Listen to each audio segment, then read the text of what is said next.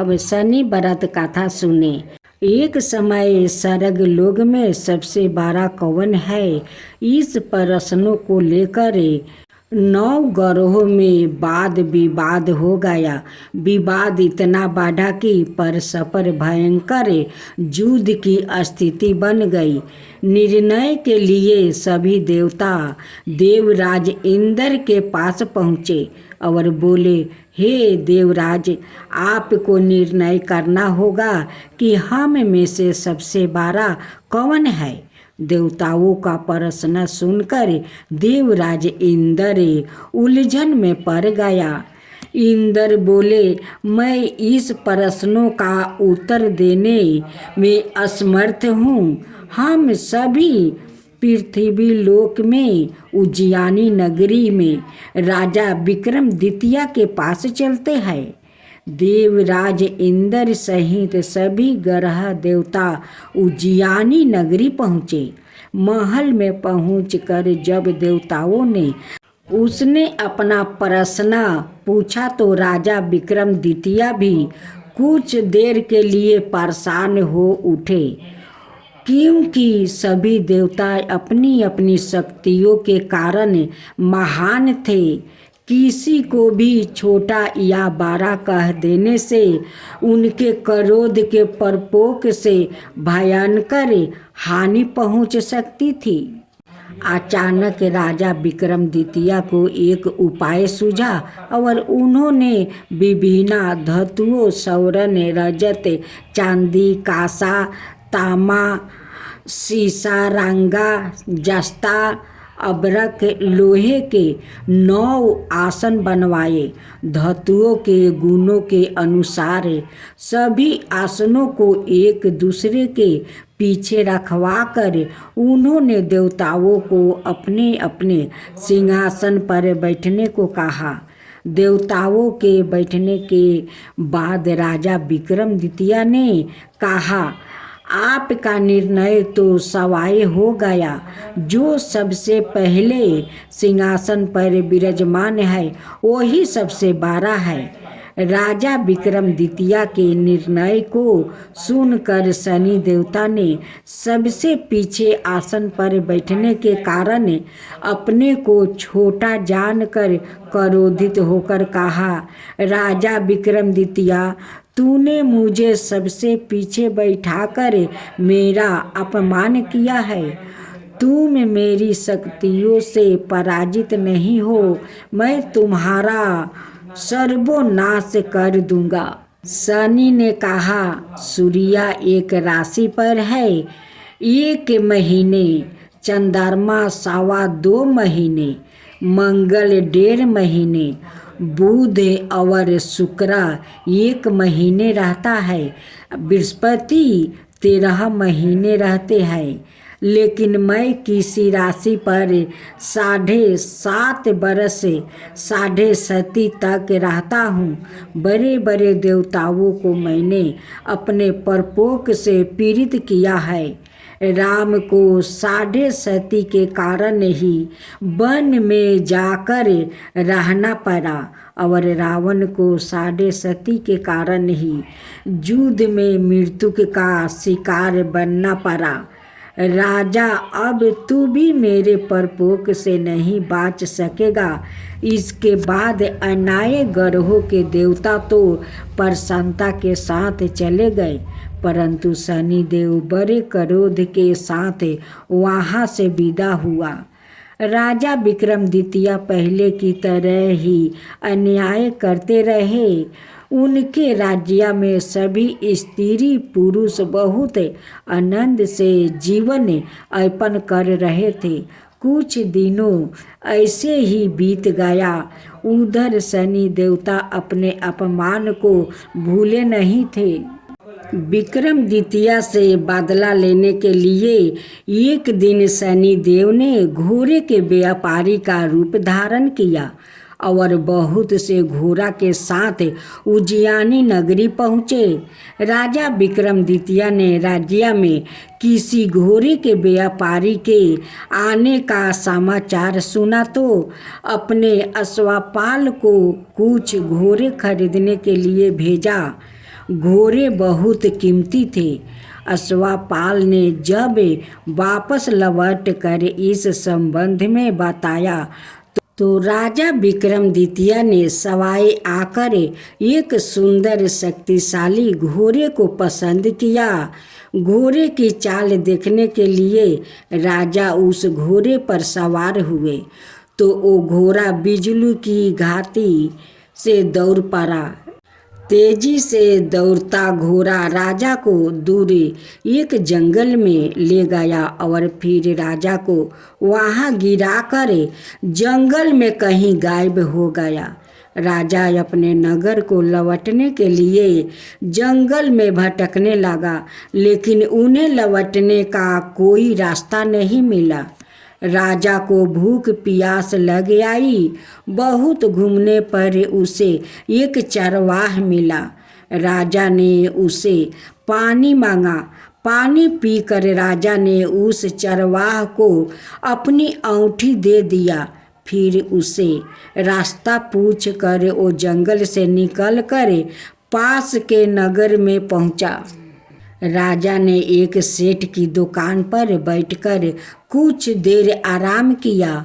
उस सेठ ने राजा से बातचीत की तो राजा ने उसे बताया कि मैं उज्जैनी नगरी से आया हूँ। राजा के कुछ देर दुकान पर बैठने से सेठ जी की बहुत बिक्री हुई। सेठ ने राजा को बहुत भगवान समझा और खुश होकर उसे अपने घर भोजन के लिए ले गया। सेठ के घर में सोने का एक हार खूंटी पर लटका हुआ था। राजा को उस कमरे में छोड़कर सेठ कुछ देर के लिए बाहर गया। तभी एक आश्चर्यजनक घटना घटी। राजा के देखते देखते सोने के उस हार को खूंटी निगल गई।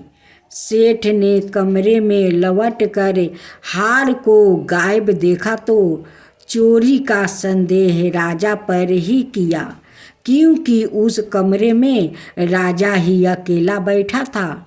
सेठ ने अपने नौकरों से कहा कि इस परदेशी को रस्सियों से बांधकर नगर के राजा के पास ले चलो।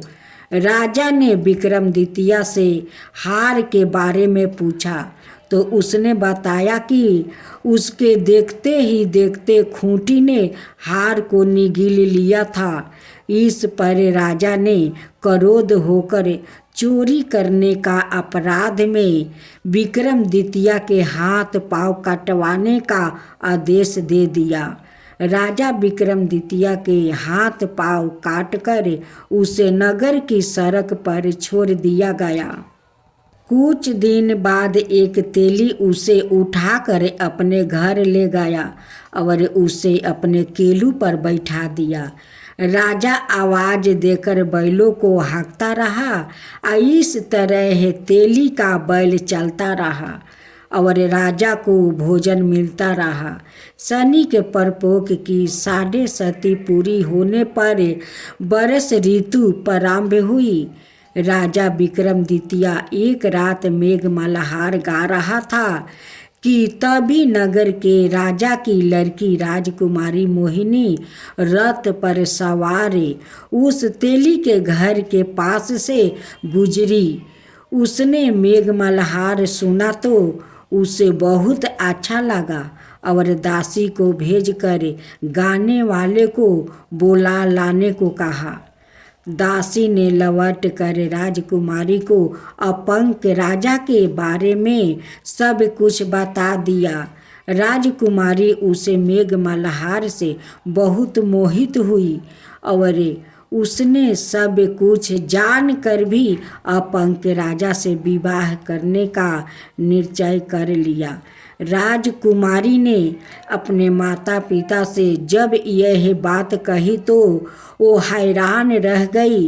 रानी ने मोहिनी को समझाया, बेटी तेरे भाग्य में तो किसी राजा के रानी होना लिखा है, फिर तू उस अपंग से विवाह करके अपने पाँव पर कुल्हाड़ी क्यों मार रही है। राजकुमारी ने अपनी जिद नहीं छोड़ी।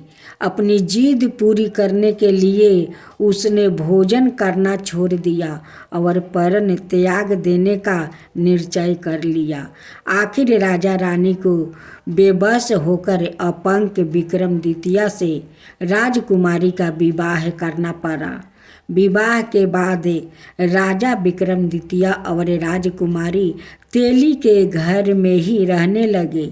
उसी रात सपने में शनि देव ने राजा से कहा, राजा, तूने मेरा परपोक देख लिया। मैंने तुम्हें अपना अपमान का दंड दे दिया है। राजा ने शनि देव से क्षमा करने को कहा और प्रार्थना की, हे शनि देव, आपने जितना दुख मुझे दिया है अनाय किसी को ना देना। शनि देव ने कुछ सोचकर कहा, राजा, मैं तुम्हारी प्रार्थना स्वीकार करता हूँ। जो कोई स्त्री पुरुष मेरी पूजा करेगा, शनिवार को व्रत करके मेरी व्रत कथा सुनेगा, उस पर मेरी अनुकंपा बनी रहेगी। प्रात काल राजा विक्रमादित्य की नींद खुली तो अपने हाथ पांव देखकर राजा को बहुत खुशी हुई। उसने मन ही मन शनि देव को प्रणाम किया। राजकुमारी भी राजा के हाथ पांव सही सलामत देखकर आश्चर्य में डूब गई। तब राजा विक्रमादित्य ने अपना परिचय देते हुए शनि देव के परपोक की सारी कहानी सुनाई। सेठ को जब इस बात का पता चला तो दौड़ता हुआ तेली के घर पहुंचा और राजा के चरणों में गिर कर क्षमा मांगने लगा। राजा ने उसे क्षमा कर दिया, क्योंकि यह सब तो शनिदेव को परपोक के कारण हुआ था। सेठ राजा को अपने घर ले गया और उसे भोजन करवाया। भोजन करते समय वहाँ एक आश्चर्यजनक घटना घटी। सबके देखते देखते उस खूंटी ने हार को उगील दिया। सेठ जी ने अपनी बेटी का विवाह भी राजा के साथ कर दिया और बहुत से स्वर्ण आभूषण धन आदि देकर राजा को विदा किया। राजा विक्रमादित्य राजकुमारी मोहिनी और सेठ की बेटी के साथ उज्जैनी नगरी पहुँचे तो नगरवासियों ने हर्ष से उनका स्वागत किया। अगले दिन राजा विक्रमादित्य ने पूरे राज्य में घोषणा करवाई कि शनि देव सबसे देवों में सर्वश्रेष्ठ है। प्रत्येक स्त्री पुरुष शनिवार को उनका व्रत करे और व्रत कथा अवश्य सुने। राजा विक्रमादित्य की घोषणा से शनि देव बहुत प्रसन्न हुआ। शनिवार का व्रत करने और व्रत कथा सुनने के कारण सभी लोग की मनोकामना शनि देव की अनुकंपा से पूरी होने लगी। सभी लोग आनंद पूर्वक रहने लगा।